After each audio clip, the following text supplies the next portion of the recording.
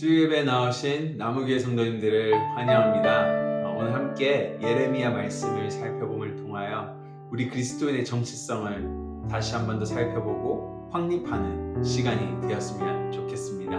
오늘 예배로 나아가기 전에 함께 우리의 믿음을 사도신경으로 고백하시겠습니다. 전능하사 천지를 만드신 하나님 아버지를 내가 믿사오며 그 외아들 우리 주 예수 그리스도를 믿사오니 이는 성령으로 잉태하사 동정녀 마리아에게 나시고 본디오 빌라도에게 고난을 받으사 십자가에 못 박혀 죽으시고 장사한 지 사흘 만에 죽은 자 가운데서 다시 살아나시며 하늘에 오르사 전능하신 하나님 우편에 앉아 계시다가 저리로서 산자와 죽은 자를 심판하러 오시리라. 성령을 믿사오며 거룩한 공예와 성도가 서로 교통하는 것과 죄를 사하여 주시는 것과 몸이 다시 사는 것과 영원히 사는 것을 믿사옵나이다. 아멘. 다 함께 찬송가 211장 부르시겠습니다.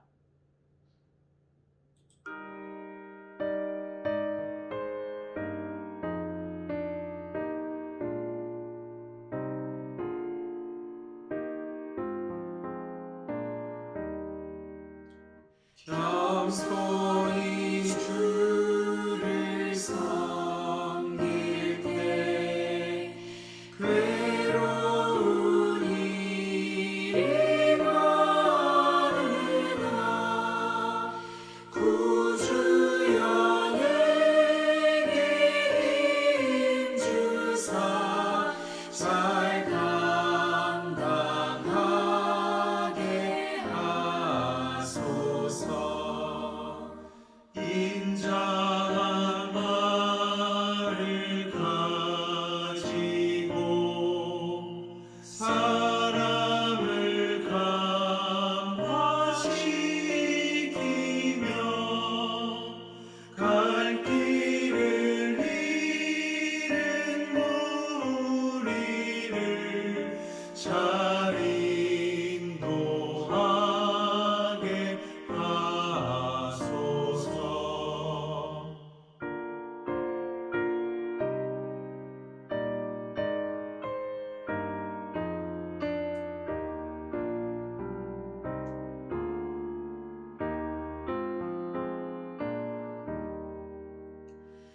구주의 귀한 인내를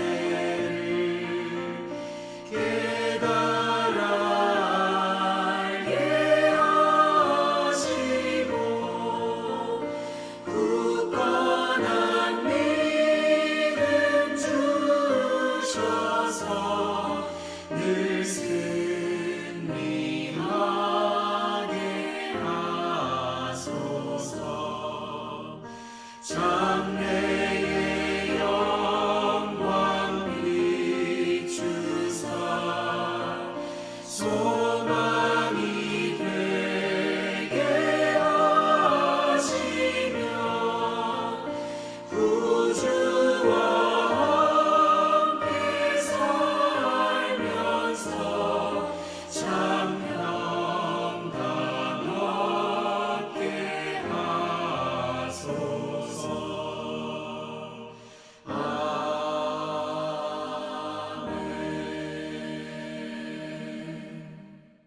오늘 하나님께서 저희들에게 주신 말씀은 예레미야 31장 10절에서 16절 말씀입니다. 함께 드라마 바이블로 말씀 듣고 오시겠습니다.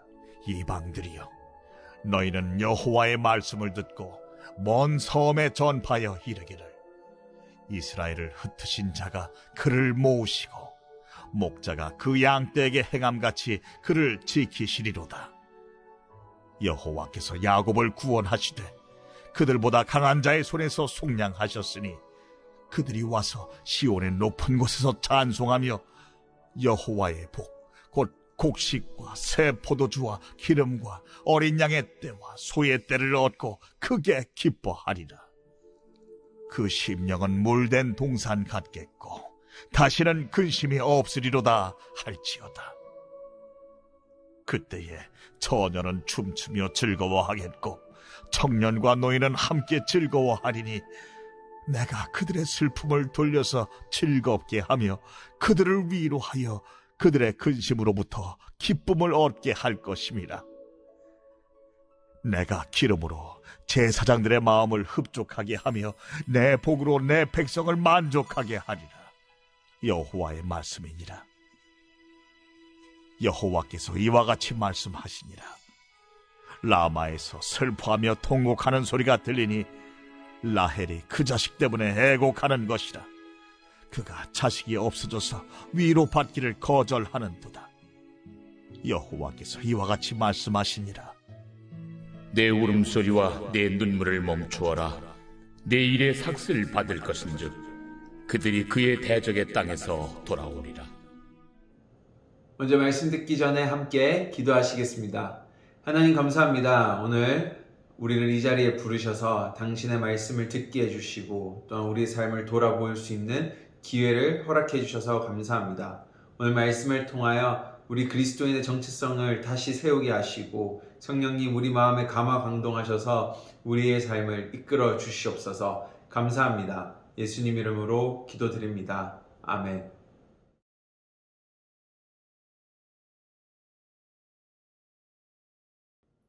오늘 저희가 살펴본 예레미야의 말씀은 바로 하나님께서 예레미야 선지자를 통하여 이스라엘에게 주신 예언의 말씀입니다. 바로 포로 70년 생활을 바벨론에 의해서 할 것이고, 하지만은 하나님께서 그들을 바벨론 포로 생활로부터 해방시킬 것이라는 그런 메시지들이 담겨 있는 것을 살펴볼 수 있습니다.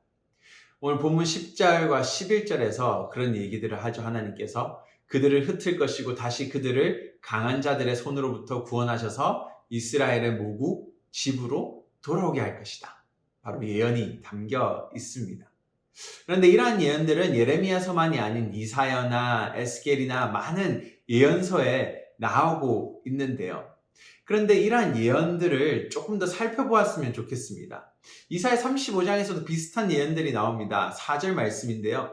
겁내는 자들에게 이르기를 굳세어라, 두려워하지 말라. 보라, 너희 하나님이 오사 보복하시며 갚아주실 것이라. 하나님이 오사 너희를 구하시리라. 해방에 대한 메시지들이 많이 나오고 있는 것을 살펴볼 수 있습니다.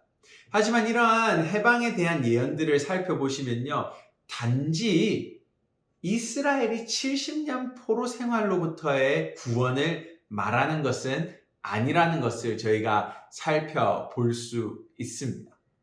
왜냐하면요, 이런 해방의 메시지, 해방의 예언들이 나오고 나서 그 뒤에 따라오는 메시지들을 살펴보면은 하나님께서는 저희들에게 이 선지자를 통하여 더 많은 것을 얘기하고 있음을 살펴볼 수 있는데요.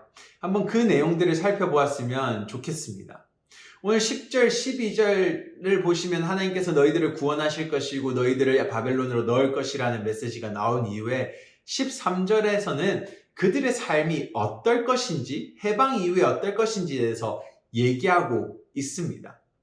그들의 슬픔을 돌려서 즐겁게 하며 그들을 위로하여 그들의 근심으로부터 기쁨을 얻게 할 것이라 라고 말씀하십니다. 즉 모든 근심, 두려움, 걱정 그리고 슬픔들이 영원한 즐거움과 기쁨으로 변화될 것이라는 메시지가 담겨 있습니다. 더해서 조금 전에 살펴보았던 이사야 35장 4절 말씀, 하나님께서 그들을 구원하시고 나서의 그 이후의 변화에 대해서 또 35장은 4절 이후로 설명을 하고 있는데요. 이러한 묘사들이 나오고 있습니다.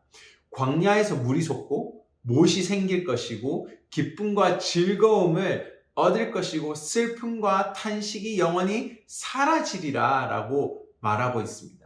더해서 이사야 2장에서도 해방을 노래할 때요, 이런 말씀을 하고 있습니다. 이 해방은 이스라엘에게만 주어진 것이 아니라 모든 민족이 다시 하나님 앞으로 나아올 것이라고, 해방될 것이라고 얘기하고 있습니다. 어떤 메시지일까요? 바로 만민이, 모든 민족이 하나님의 집으로 돌아올 것을 예언하고 있는 것입니다. 이스라엘의 단지 70년 포로 생활에 대한 한정적인 예언이 아니라요, 바로 모든 민족이 해방되어 하나님의 집으로 하나님의 집으로 돌아올 것을 이야기하고 있는 것입니다. 성경의 큰 주제 속에서 살펴보면 이것은 단순한 바벨론 식민지로부터의 해방이 아닙니다. 바로 죄로 인하여 우리의 영원한 집, 에덴 동산의 안식을 잃은 모든 사람이 다시 하나님의 영원한 집으로 돌아올 것을 말하고 있는 것이죠. 예레미야는 오늘 에덴 동산의 회복을 노래하고 말하고 있는 것입니다.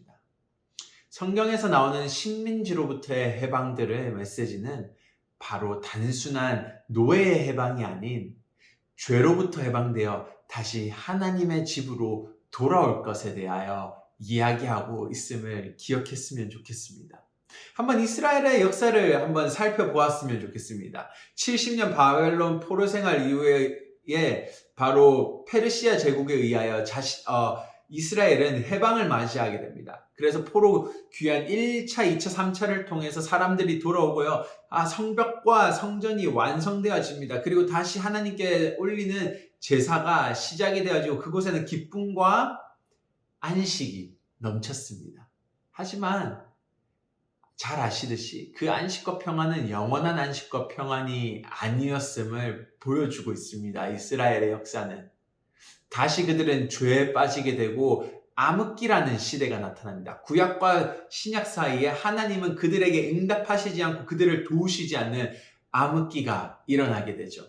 그리고 그 당시에도 그들은 디아스포라라 하여 세상 곳곳에 뻗어져 나가 이제 도망자의 신세, 길을 잃고 또한 집을 잃은 사람들의 삶을 살아야 했습니다. 이스라엘 백성들은.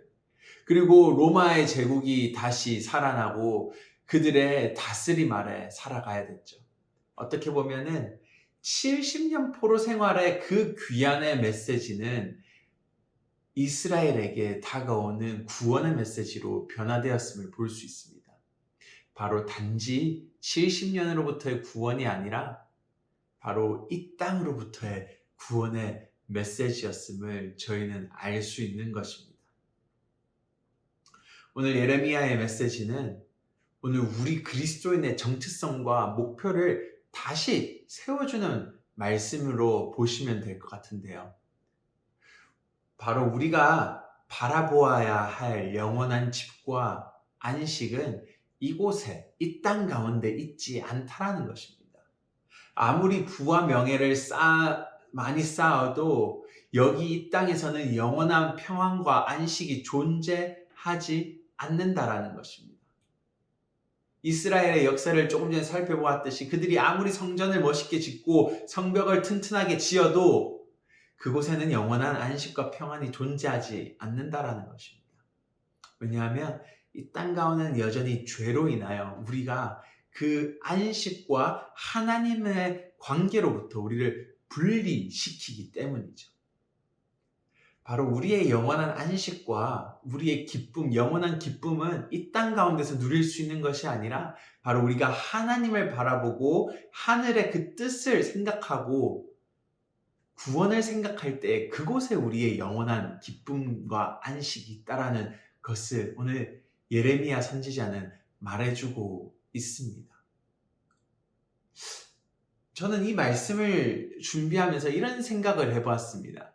어린아이들이 부모님의 보살핌과 안전한 집에서 자라면서 평안을 느낍니다. 자신이 평안하고 자신의 삶이 괜찮을 것이라고 확신하며 살아가는 것이 어린아이들의 마음이라는 생각을 했습니다. 저 또한 그랬다고 생각이 드는데요.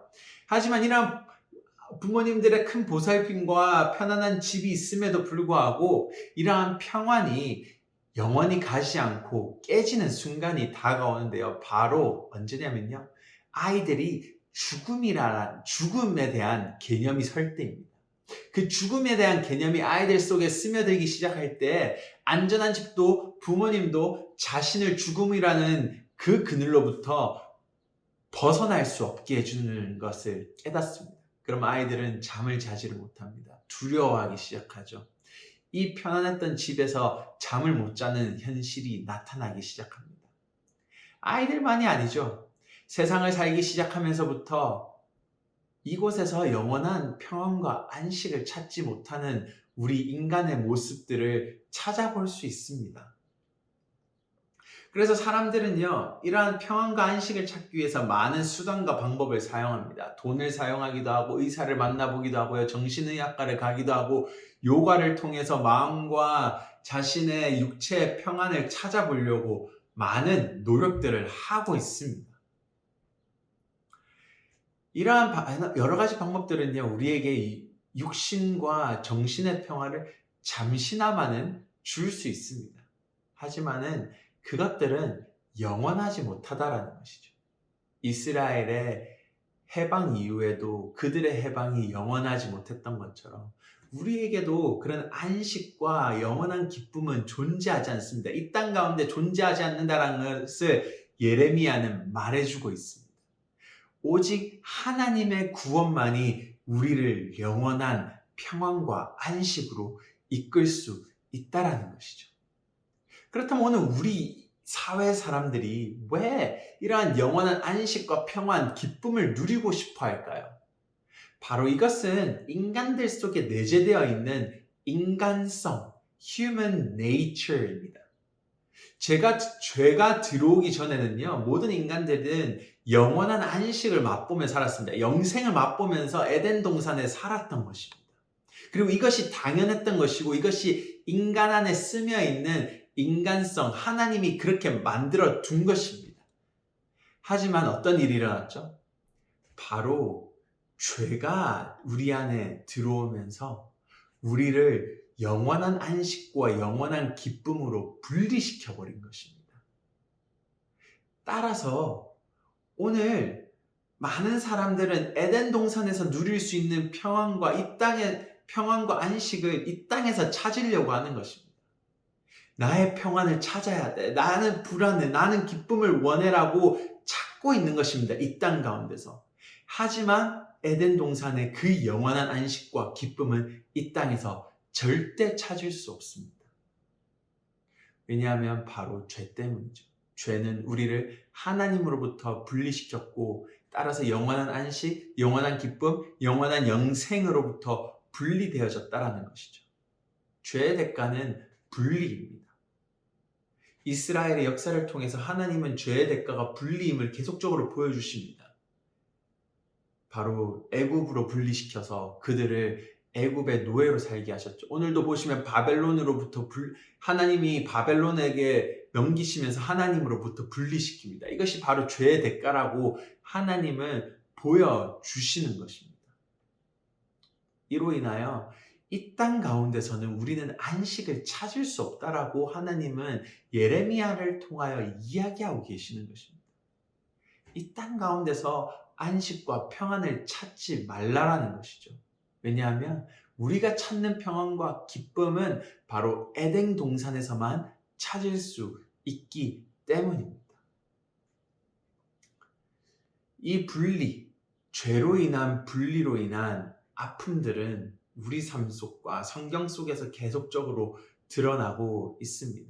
오늘 이 아픔, 분리에 대한 아픔이 오늘 본문에서도 드러나는데요. 15절을 보시면 좋을 것 같습니다. 15절을 보시면은 야곱의 아내인 라헬의 눈물이 등장하고 있음을 볼 수 있는데요.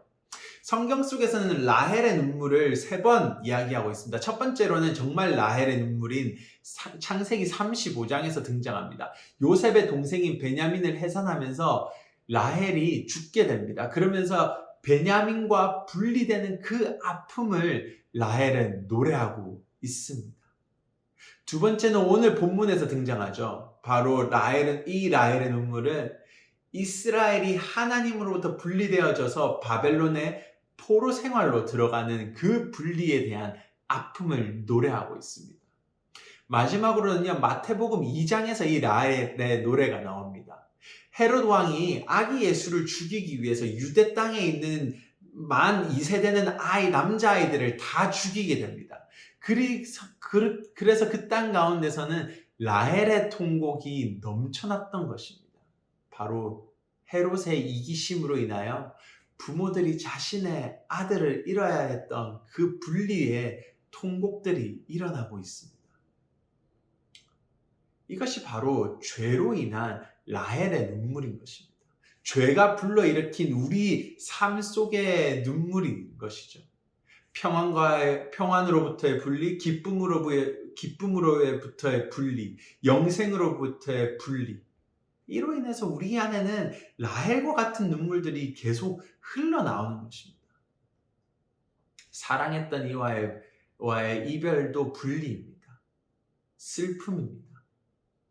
나의 삶이 불행하고 내 삶이 힘든 것, 그것도 에덴 동산이라는 평안으로부터의 분리로 나오는 라헬의 눈물이라고 볼 수 있습니다. 즉, 이 땅 가운데, 오늘 우리가 살아가는 우리의 삶 가운데 영원한 안식과 평안은 존재하지 않습니다. 그렇기 때문에 눈물이 흘러나오고 라헬과 같은 그런 통곡이 나오고 있는 것이죠.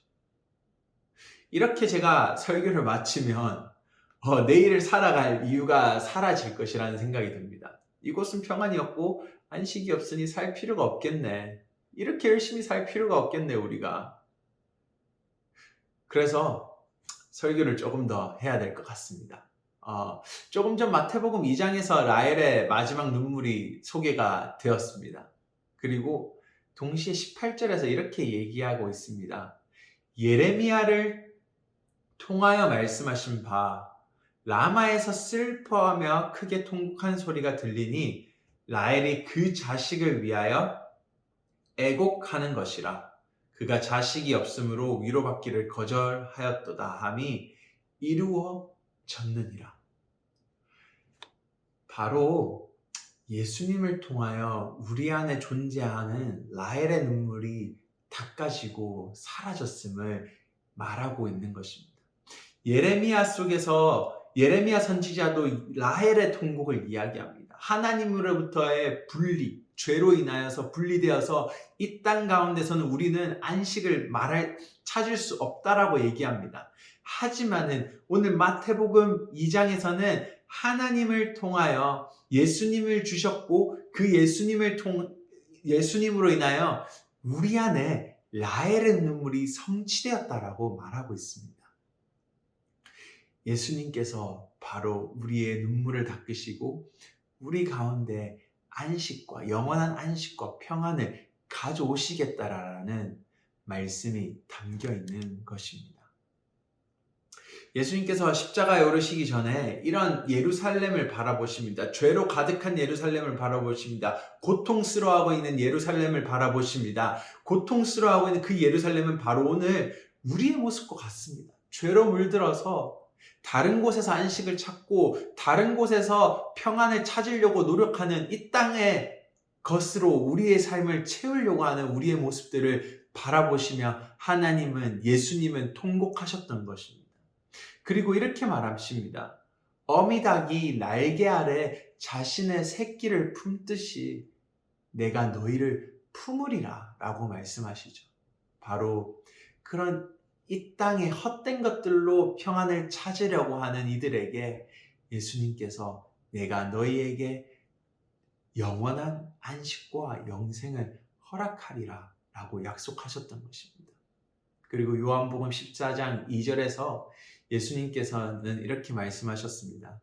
내 아버지의 집에 너희가 거할 것이 많도다. 내가 그 거처를 예비하러 이제 십자가에 오르리라 라고 하셨습니다. 그리고 마지막으로 십자가에 오르십니다. 그런데 여기서 저희가 하나 또 집중해야 될 부분은요.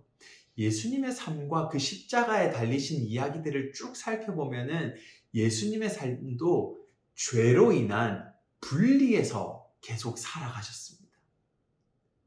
예수님은 헤롯의 위험으로부터 자신의 고향으로부터 분리되어 애굽 땅으로 도망가셨습니다.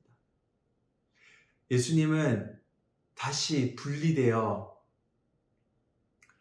광야로 내쫓아졌습니다. 십자가에서도 예수님은 분리되어졌습니다. 죄로 인하여. 예수님께서 하나님께 울부짖고 부르짖었고 하나님을 찾았지만은 하나님으로부터 분리되어졌기 때문에 하나님께서는 대답하지 않았습니다. 바로 예수님께서는 우리가 져야 될 죄의 대가인 분리를 대신 지시고 우리를 다시 에덴 동산으로 인도하시고 계셨던 것입니다. 우리를 영원한 평안과 분리되어진 것이 아닌 바로 영원한 평안으로 우리를 이끌고 계셨던 것이죠. 오늘 예수님을 통해서 우리는 이 땅 가운데서 안식을 찾는 것이라 아니라 하늘에서 주시는 그 안식을 찾는 그리스도인의 정체성을 가지고 살아가야 하는 것입니다. 예레미야의 예언은 그것을 알려주고 있는 것입니다. 단지 70년 노예 포로 생활을 끝낸다, 그것이 아니라 우리가 이 땅 가운데서 누리지 못하는 안식을 예수님을 통하여 누리게 될 것이라는 예언의 말씀이라는 것이죠. 우리의 정체성은 바로 하늘의 것을 바라보고 그 평안을 바라보며 살아가는 그리스도인이라는 것을 깨달았으면 좋겠습니다. 그래서 바울 사도는 골로새서 3장 2절과 5절에서 이런 얘기를 합니다. 위의 것을 생각하고 땅의 것을 생각하지 말라. 이는 너희가 죽었고 너희 생명이 그리스도와 함께 하나님 안에 감추어졌음이라. 우리 생명이신 그리스도께서 나타나실 그때에 너희도 그와 함께 영광 중에 나타나리라. 바로 하늘의 뜻이 아니라 이 땅 가운데 일어날 것을, 하늘의 뜻을 사모하고 그 뜻이 이 땅 가운데, 평안이 거하지 않는 이 땅 가운데 일어날 것을 사모하라는 것입니다. 이 땅에는 안식이 없지만은 주기도문의 한 구절처럼 하늘의 뜻이 이 땅 가운데 일어날 때에 우리가 서 있는 이 땅 가운데에는 영원한 안식과 평안이 우리에게 주어질 것이라는 것입니다. 오늘 우리는 그 안식을 바라보며 살아가는 그리스도인 것입니다. 이 땅에서 주는 그 안식을 찾으려고 하는 것이 아닙니다.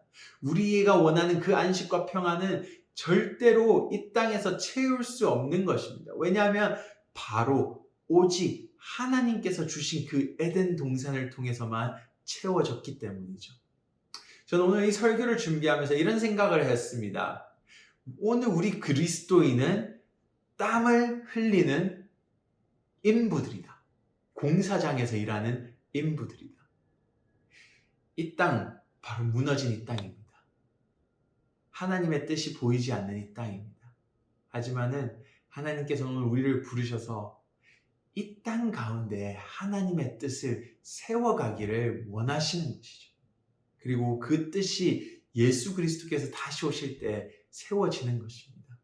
그리고 우리는 하나님의 영원한 집에서 이 땅 가운데서 그 안식과 평안을 누리는 것입니다. 오늘 우리는 그것을 바라보며 이 땅의 것을 바라보는 것이 아니라 하늘의 뜻이 이곳에 세워지기를 노력하며 살아가는 것임을 깨달았으면 좋겠습니다. 그것이 우리 그리스도인의 정체성이라는 것입니다. 오늘 그 소망을 가지고 우리의 삶을 살아가는 나무교회 성도님들이 되시기를 바랍니다. 함께 기도하시겠습니다. 하나님 감사합니다. 오늘 예레미야 선지자의 예언을 통하여 그 해방의 메시지, 영원한 안식과 평안이 너희 가운데 거할 것이다 라는 그 메시지를 통하여 우리 그리스도인의 정체성을 살펴보았습니다. 그렇습니다. 하나님, 우리의 안식과 영원한 기쁨은 하나님이 거하시는 그곳에 있고 하나님께서 우리에게 주신 에덴 동산에 있음을 믿습니다. 하지만은 우리가 너무 무지하고 죄로 물들어서 우리의 평안과 안식을 이 땅의 것에서 찾으려고 노력하고 발버둥 치고 있음을 발견합니다. 하나님, 우리를 깨워주시고 우리 속에 흐르는 그 라헬의 눈물들을 치유하여 주시옵소서. 예수님께서 이루어주신 그 라헬의 눈물을 성취하셨던 것처럼 오늘 우리 삶 속에서도 그 라헬의 눈물들을 치유하여 주시고 다시 하나님의 뜻, 그 하늘의 뜻을 바라보며 그 뜻이 이 땅 가운데 이루어지기를 기대하고 소망하고 일하는 우리 그리스도인들의 삶이 되게 하여 주시옵소서. 감사합니다. 예수님 이름으로 기도드립니다. 아멘. 함께 마지막 찬송 391장을 통해서 우리의 믿음을 고백하겠습니다.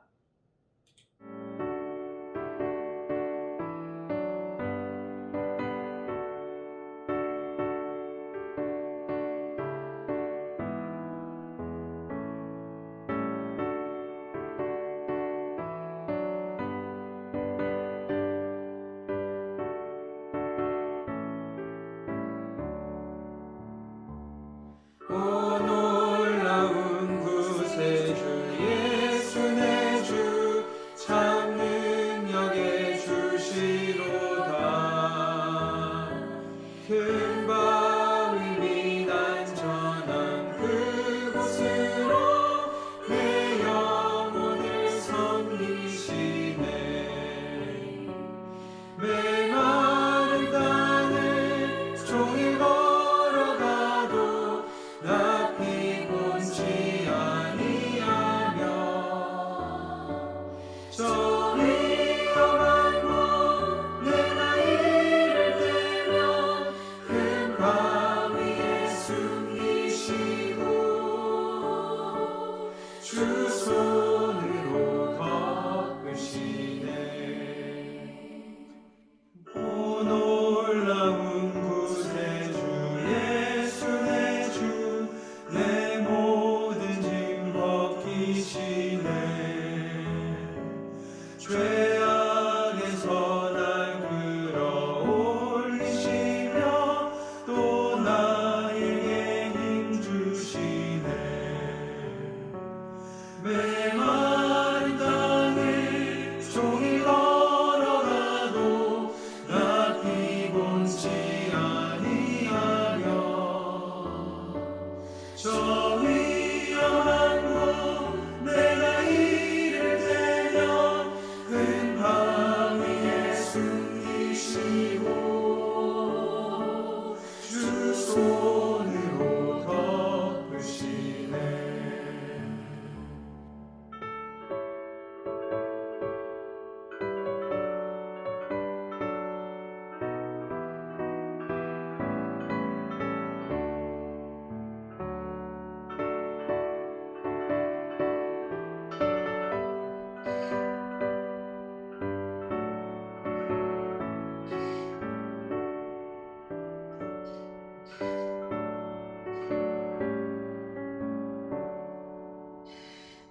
측량 못할 은혜로 채우시며 늘 성령에 감아주사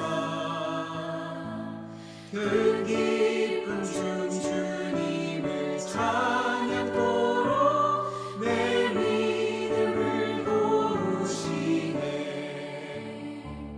메마른 땅을 종일 걸어가도 나 피곤치 아니하며 저 위험한 곳 내가 이를 때면 큰 바위에 숨기시고 주 손으로 덮으시네. 주 예수님 공중에 임하실 때 나 일어나 맞이하리. 그 구원의 은총을 노래하리. 저 천군과 천사 함께 메마른 땅을 종일 걸어가도 나 피곤치 아니하며 저 위험한 곳 내가 이를 때면 큰 바위에 숨기시고 주 손으로 덮으시네.